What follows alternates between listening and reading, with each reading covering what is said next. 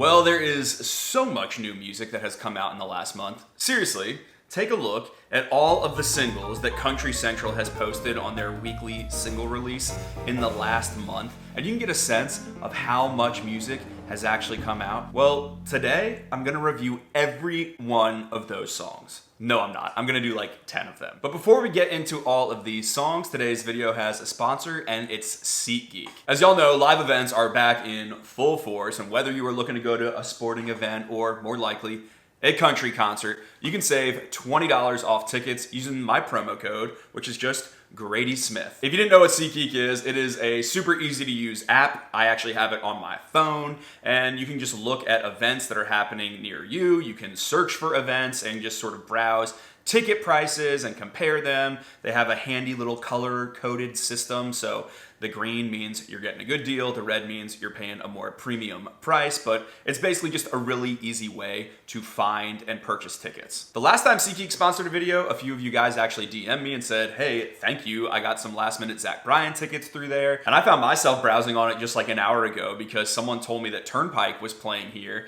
at the Ryman, and I didn't know about that, so I looked up Turnpike Troubadours on SeatGeek, and I was like, oh, sweet, they're playing 2 different nights, you can compare prices, and it's like, you know, just a helpful app. So if you're interested in trying out SeatGeek, I got the hookup for you. You can save $20 off tickets using my promo code Grady Smith. That's $20 off, and you can use my promo code, or you can use the link in the description.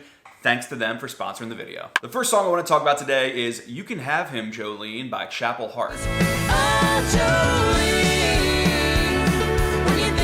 Now, regular viewers of the channel might be like, yo, Grady, you talked about this song last year, and you talked about Hart last year, and that's true. I did. They were my number 9 album, The Girls Were Back in Town, but they just got the golden buzzer and this super viral video of them singing their song, You Can Have Him, Jolene, on America's Got Talent, and suddenly everyone's like, Grady, cover this band Hart, and I'm like, I've been saying that they're good. I know. I like them. They're country. The harmonies, the funny lyrics about Jolene. To me, they feel almost like they could be right on a playlist, like alongside Pardi or something with some of the tracks on that album. There's that one about Saturday Night that's just kind of got like a redneck rock energy to it. I love Hart, and I'm happy for them. I will link my video of the best albums of 2021 below, so you can check that out, but I love this song. I was immediately enamored by it when I first heard it, so huge yeehaw, but I just wanted to say, I know, I've been knowing, and y'all have too, because you watch the channel, and you know we're ahead of the curve around here. Speaking of viral moments, let's talk about Muscadine Bloodline's Me On You. That's me on you. Like white on rice and your mama jumping like you ain't had in a while. This song is just an absolute southern rock banger, not to be confused with Muscadine Bloodline's other song, You On Me. And this song just rules. I feel like you've probably heard the opening lines in some TikTok of, girl, I hope your daddy doesn't own a gun. If he does, then I'm done from the things that you're doing to me. Basically like, you know, he's gonna shoot me if he finds out what we're doing together. After that, the guitar comes in and it's this cool little lick, and the whole song just has like a swagger and a rocking energy about it. And then when you get to the chorus, it's really melodic. It's like, me on you! Like that, it feels almost like a radio jingle where it's like, Q94 or something. And it's got the word jambalaya in it. Fun, fun, fun. I love this song. Totally fun, very rockin', very different than kind of the more low-key energy of Dispatch to 16th Ave, another song of theirs I love. The song is screaming out the wazoo. I mean, it's crazy to see an independent act getting as many streams as they have. And if you've seen my interview with them, you'll know that they actually said, you know, they make a lot from streaming because they own all the rights to their music. We make more money on music than we do on the road. Wow. So good for them, and a yeehaw for the song. Another one I want to talk about is Mr. Saturday Night by Pardi. That's why they call me Mr. Saturday Night. I had such an immediate reaction to the song. The night it came out, I probably played it 10 times in a row, and then I did that probably 20 times the next day. That song is it's just ear candy, I swear. Like the little piano going all through the chorus gives it kind of almost like a doo-wop vibe. I'm pretty sure the song is in 6. So it kind of has that different kind of classic energy to it. The way that there's so many dynamics where the guitar will be like doo doo doo doo doo. So I buy around. And there's little pauses in the beat, and that just makes it really feel really fresh. The lyrics are super fun. It's a sad song. Everyone thinks he's Mr. Saturday Night, but he missed her on Saturday night. And so it's one of those little, that's a lot of country songs right now, the double meaning words, but I think it's a good version of it. It doesn't feel too hokey, like the whole song rests on just that one little reveal. It actually feels like a song about the mix of drinking your sorrows away. Maybe it's a little bit like heartache medication in that way. I think Pardi sounds really good on it. And man, the steel on this, the little electric guitar solos that I mentioned, the fiddle running through it, just everything about it just screams like fun and dynamic and cool and country to me. And I'm raving about it. If you saw me on Instagram, I posted a whole freaking post just about this song instead of, one of my many selfies. And so I love it, and that gets a yeehaw. Also, go check out my interview with Pardi, because I feel like he talks sort of about his vision for what music should be. It should be entertaining, not just only about the lyrics, but about making you move and stuff. And boy, does it do that. And for the people that can't help but when you bring up any artist on a major label, tell me like, oh, Grady Pardi's just part of the system, blah, blah, blah, blah, blah. He's not doing it like the Outlaws do. Shut up. It is so revolutionary to me for there to be artists in the system making music like this. This is the biggest W we could be getting. It's so musical. It's so rich. It's so country. You can hear every instrument on it. And yet it's cool. And the youngsters like it, okay? The youngsters. Oh my gosh. I was trying to sound like cool and current. It's not mid. It rips. What would be the order of things? We went like, that's on fleek, to lit, to slaps, to rips. Is there a new one we say now? It does that. That's what this song does. Now we're gonna enter what I call the sea of yee. These are songs that don't elicit a yee nah, but I'm just like, they exist.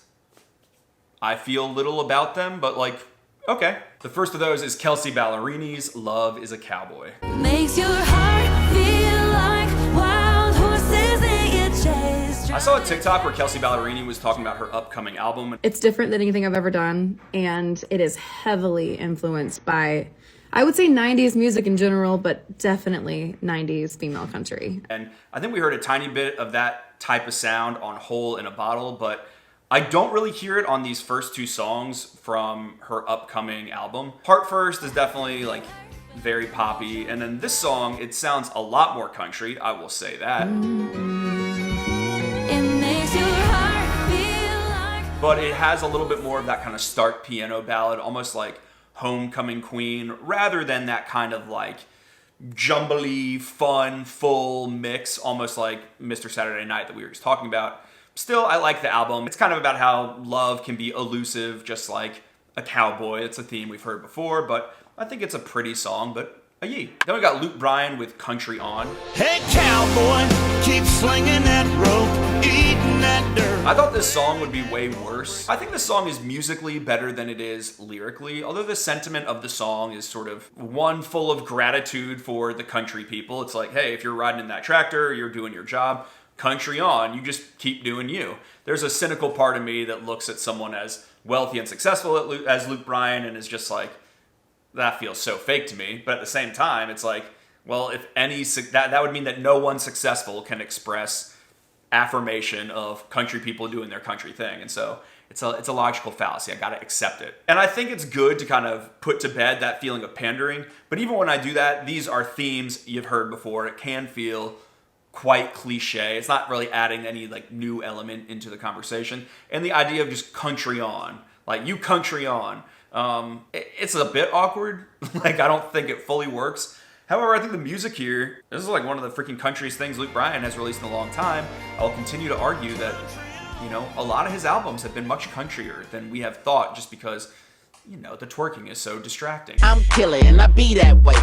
Oh man, there will come a day where I don't include the twerking clip, but it's so fun. Anyway, I give it a yee. After that, we got a sort of similar song from Bryan Kelley called American Spirit. American spirit, that red, white, and blue. to me, this song does also feel a tiny bit cliche and pandering. And it's interesting that it's kind of about like pride in America, and it specifically talks about law enforcement because there's been a lot of scrutiny of it in the last couple years from actually both sides of the aisle, I think, whether you were talking about police brutality or you were talking about sort of over enforcement of pandemic restrictions. I just feel like it is a very complex subject, and yet at the same time, we've got all of this lack of law and order in cities. And so anyway, I just think that verse, it didn't click with me. I've been listening to too much Michael Malice.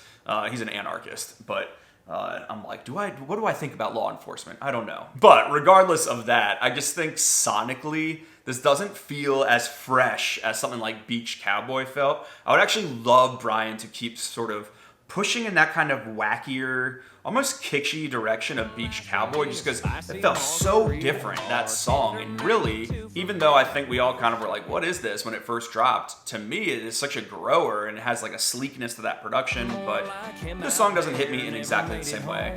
But I also think it's pretty good. And he's signed now with Big Machine.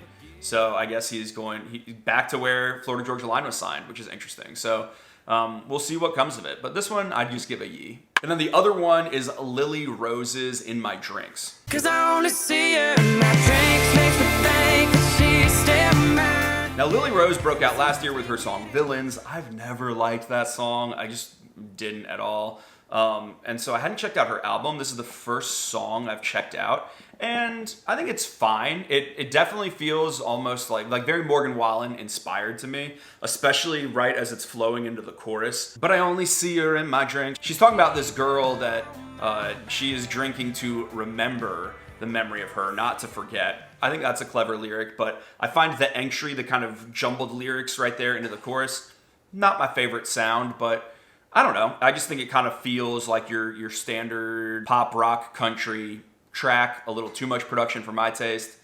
That's what I always say about Joey Moy, with some exceptions like Ernest. But she's definitely got a cool voice, and it's not a bad song, so I'll give it a yee. After that, we got Kane Brown and a song called Grand. Ain't like grand. Only ones I keep around me is my fam. I was pumped about this song because Mike Posner is a co-writer of it, and I really, really like Mike Posner's writing, his story. I find it fascinating. I thought we might get something very real and specific, like I Took a Pill in Ibiza, but we really don't. With the exception of the first verse. I actually really do like the first verse and the setup. It even references, I had to look this up, some gambling legend named Frank Scabletti. Hi, I'm Frank Scabletti. Although they pronounce his name Frank Scoblet. Finally through a paradise, call me Frankie Scoblet. We do get that kind of positive energy that Mike is all about these days, and Kane is appreciating how grand his life is, but I feel like it's pretty devoid of specifics lyrically, and sonically, I would definitely not call this a country song, and Kane continues to be confounding, whiskey sour one day, like I Love Country Music the next, and grand the day after that. And so, I like that side of Kane. I don't really like this side of Kane, although I feel like I could wrap my mind around it a little bit better if it had a little more meat on the bones lyrically. Anyway, I give it a yee nah, but not like a bitter one. I just feel like I get it at this point. Kane is gonna be far on this side and far on this side at the same time, and more power to him. I'm not going to get into Carrying Your Love by David Morris. Carrying your love with me. Hey, girl, have you ever been Grand Canyon chasing? Because I'm still just thinking through that song, and I don't hate it as much as everyone else. I'm like, why do I kind of like this? Why do I think it's okay? So anyway, I'm gonna unpack that at some point, but I feel sacrilegious. I'm Snapchat guy and I don't hate this song. Last one I was gonna mention is J.R. Carroll's Other Than That. Me, I'm doing fine, I swear I don't. So J.R. Carroll, I really like him. You can see him playing with Zach Bryan. I've also really enjoyed songs of his like Redfern. And I like this song because it's about J.R. trying to put on a brave face for himself. Someone's asked him how he's doing, and he's going through my mom and dad are good, and Zach has hit it big time, and I'm on the road too. But at the same time, he's falling apart, and he's writing songs that won't win you back. And he can't get this girl out of her dreams. And he's like, but other than that, I'm doing fine. Like, other than my entire personal life crumbling, I'm doing fine. And I think there's something really real about that way of reacting. And I just think it's a really beautiful song. The whole EP is out at this point, and it is one of like a million albums I haven't talked about on here, but I recommend checking it out. Okay, hello, I'm gonna pop on and do a couple more of these because this video got delayed and I don't wanna get behind, and there's been some new music. So these are gonna be super quick. Dierks Bentley has a new song called Gold. It might be gravel, but it feels like gold. First thought is, wow, this cover reminds me of Gabby Barrett's Gold Mine Deluxe cover. But after that, it just makes me think, heck yeah, this is my favorite Dierks hook in a long time. I feel like you can really tell that John Randall is on the production on this, not just Ross Copperman, because it just sounds like a lot more country. You get a little bit of jangle, almost reminded me of early Dierks, like Free and Easy Dierks. And it's a song about liking the road of life. I guess he can relate to it as a touring musician or just as someone living life. But that whole thing, that whole just little hook of, you know, the road might be gravel, but it feels like gold. It's full of gratitude, and it's like not the most complex lyric, but man, the guitar that comes through after that, just the actual drums that you hear on this, it all just has like a certain life to it. I really like it, and I give it a light yeehaw. After that is Walker Hayes with his new song, Y'all Life.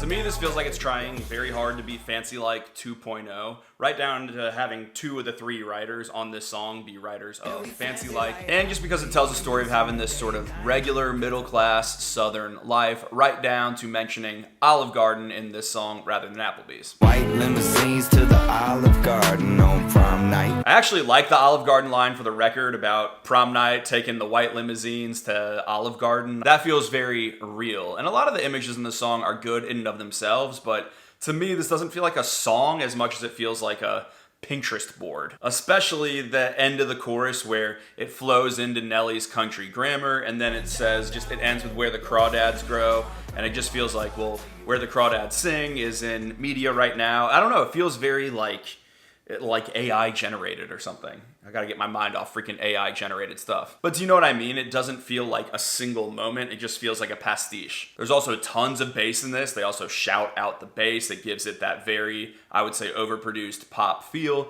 However, the guitar on this, that like this is long descending and kind of movement filled guitar line, that is super cool. I feel like guitar players are going to love learning and playing that. But I'm having trouble getting past that feeling of syntheticness, so I'll give it a light yeehaw. But just go watch my Walker video. If you think I'm a Walker hater, that's like a 30-minute exercise in empathy. And his fans, some of the most vicious. I know you love him. I know he's a good dad. But I'm just talking about the music, okay? Another new one is I'm Just the Clown by Charley Crockett. Take a look at me. I'm just a clown. Now, I know we all talk about Bryan having a prolific output, but damn, Charley Crockett's been doing this for like 5-6 years, just putting out 2 albums a year. He releases so much music. I've often felt intimidated to keep up, but he's really starting to build quite a catalog, and I feel like that momentum is forming behind him. But this new song, I'm Just the Clown, is another great circus song. First we had Carousel by Miranda Lambert. Now we got a totally different take on things, which is essentially a self-pitying but funny New Orleans, little bit jazzy song with a lot of horns, produced by Bruce Robison down in Texas. This song, he's been like, look, people pay for a show, and I'm just the clown, and everybody's laughing at me, and I'm nothing remarkable, and it's very self-loathing. I don't think it reaches the highs of something like Welcome to Hard Times, which is still probably my favorite Charley song, but that great vintage feel, and I think a good humorous lyric. I mean, who hasn't felt like a clown sometimes? So this one definitely gets a yeehaw from me. And then I'll just finish on Chase Rice's Key West to Colorado. Somewhere between Key West and Colorado, I found God. I've never been the biggest fan of Chase Rice's music. Songs like Ready, Set, Roll just feel like sort of douchey bro anthems to me, but Key West to Colorado really made me go, huh, I like this song a lot. I love the lyrics in it. He's basically on a long drive and going from Key West to Colorado, from the sand to the snow, as he is getting over this relationship. The imagery in it's very nice. I mean, that's a well-worn storyline. You can take a song like Tacoma by Caitlin Smith. There's a lot of songs about being on a drive and processing a breakup. Waxahachie would be another, but they're lovely. It's fun to hear city names. It's fun to get the setting change. It sort of forces you to bring in imagery that is reflecting your emotional processing. So it's a trope that really works, and it definitely does. In this song, I think the production is way more laid back, way less of your kind of like aggressive pop country. And so, yeah, I'll give it a yeehaw. I got other stuff written, but to be honest, I got to go look at an apartment because I got to figure out where I'm going to live in this city. You can watch my video about Nashville if you want to know more about why I moved here, but I still got to find a place to live. So let me go do that. Check out SeatGeek. Let me know your thoughts on these songs, and that's it. Bye.